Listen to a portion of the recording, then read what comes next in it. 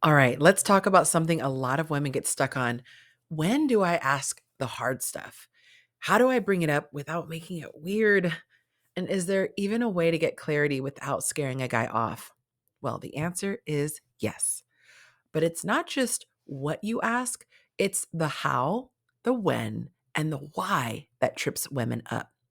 This lesson is going to teach you how to ask questions that get you the information you need to know without turning it into a job interview and without letting your fear of losing him stop you from getting the clarity you need. Let's start here. Curiosity versus control.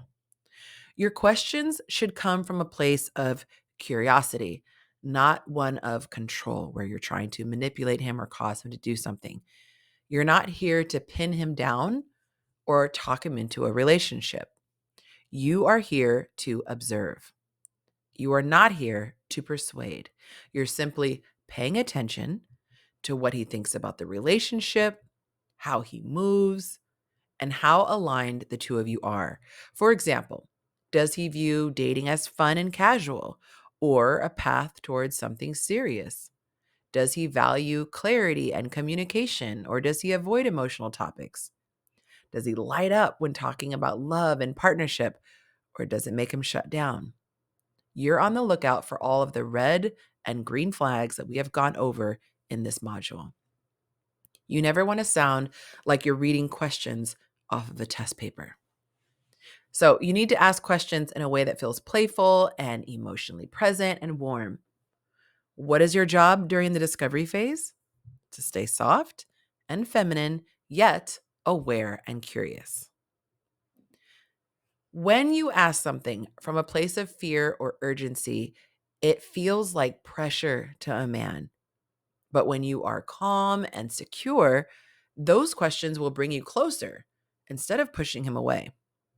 Your energy should say, I'm grounded, I'm open, I'm paying attention. When your energy is light and open, men are more likely to share honestly. You're not measuring him, you're not sizing him up, you're inviting him to reveal himself. And that shift will change the way he receives the question. You see, men don't shut down from the questions themselves. They shut down from the energy that feels like an agenda. Now, as I mentioned in Module 5, men loathe feeling pressure and feeling like they're being forced into doing things they didn't choose to do for themselves. So, let me give you a few examples of strategic questions that will reveal how a man's mindset and thought process will reveal their thought process, and make it feel like it's not an interview. Question number 1. How long does it usually take you to know if you want to be exclusive with someone? His answer will help you understand the pace he likes to take in dating. You can also learn about his intentions. Question number 2. If things felt right, how long would you need to date before knowing you want to marry someone? Now, I want you to notice you're not asking about you specifically.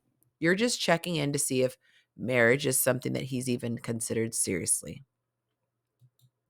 Question number 3. When you really like someone, how often do you like to talk or connect during the week? This is going to show you his emotional availability and see if what he's comfortable giving is what you need from a man, or you can decide if it's not enough for you. Another question is, how do you feel about titles in dating? Pay attention to his response. Does he value clarity or is the man allergic to labels? The last question you can ask, how do you feel about marriage? Again, this is not asking him about how he feels about marrying you. Of course not. You just met him. You're just seeing if marriage is something he sees for his future. Some guys feel like it's just a piece of paper and they're not interested in doing that. You need to find out. If it's not, you can detach before you develop any further emotional connection to the guy.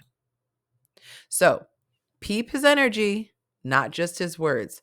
While, of course, you need to listen to what he says, be sure to pay close attention to how he says it. Okay? Pay attention. Does his energy shift? Does his voice change? Does he light up or seem to get uncomfortable? That's your real answer. A guy might say all the things you want to hear, but his tone, his body language, and his energy will tell you if he actually means what's coming out of his mouth. So pay close attention to whether he is vague or clear, if he seems excited about what you're talking about or super uncomfortable. Is he thoughtful or is he avoidant? The goal here is not to get perfect answers. What you're looking for is congruence. Do his words match his vibe? Okay, time to clear this up once and for all. Should you ever ask a man the question, "What are we?" Yes, but not in the way you have probably been taught. The typical "what are we" conversations usually stem from fear because you're seeking reassurance from the guy, and it sounds like, "Please tell me I'm not wasting my time," which is really, "Please make me feel chosen before I have to walk away." But when you're secure in yourself, the whole tone of the conversation is going to change. You're not begging for clarity, you're now inviting it. And it would sound something like this: "I've really enjoyed getting to know you. I'm at a place where I really value clarity. So, what are you feeling about where this is going?" Or here's another option: "This has really felt good and easy. I value intentional connection. Are we on the same page about what we're building?" Or here's another one: "Look, I don't need labels tomorrow, but I also don't do well with vague or open ended. So I want to be in a committed relationship with the right person. What's your perspective?" You're not asking the guy for immediate commitment. You're just requesting a little bit of clarity. And this protects your heart without pressuring his. Now, you might be wondering, how long should you wait before having this conversation? But let me share this with you first. If a man is emotionally available and genuinely interested in something serious, he will usually bring up his intentions before you have to. And here's why. Men who are clear about what they want don't like loose ends. They don't want to lose access to a woman that they respect because of ambiguity. And they are very territorial. They definitely don't want another man to scoop her. So they want to define the connection so that no one else can step in or confuse the dynamic. Also, they feel very proud to state their intentions because it gives them a sense of direction and leadership and emotional ownership of the relationship. It's very masculine of them, okay? This doesn't mean that every man will use the exact same phrase, "I want to be exclusive," but emotionally available men show you with their actions, and they often say things like, "I'm not dating anyone else. I know my guy said I deleted the app." It's like, hint, hint. "I'm not looking to waste time." That's something else they'll say. Or, "I'm looking for something real." Or, "I want to build with someone." So if you find yourself constantly needing to initiate those conversations and clarify where things stand or decode vague behavior, it's usually a sign that he either may not be ready, he may not be sure about you, he might not be clear on what he wants, and he might not see long-term potential with you, or worse, he's benefiting from your presence without planning to commit ever. But either way, your clarity should never depend on his confusion. So if you've been dating consistently for 6 to 8 weeks and he hasn't brought up the topic at all, you could ask the necessary questions in a calm and neutral tone that doesn't sound urgent. It's just energy like, "This is where I am. Are we aligned?" And here's a general timeline to keep in mind. From 0 to 4 weeks, there should be absolutely no pressure. You're in observation mode. You should just be feeling his energy, seeing how consistent he is, and then seeing how you feel around him. From 4 to 6 weeks, now, if you're seeing each other regularly, and especially if you decided to be intimate, it is definitely fair to bring up, the conversation about direction. If it's been 6 to 8 weeks and there's still no mention of exclusivity or intention, it is 100% time to check in. You can do it gently and clearly. But if it has been 8+ weeks and you've already brought it up and he's still vague, he's resistant, that is a ginormous red flag. More than likely, he's not confused. He's just not ready. And that means he might not be the one. Here's the truth. Emotionally available men don't stall when it comes to clarity. They actively seek it out.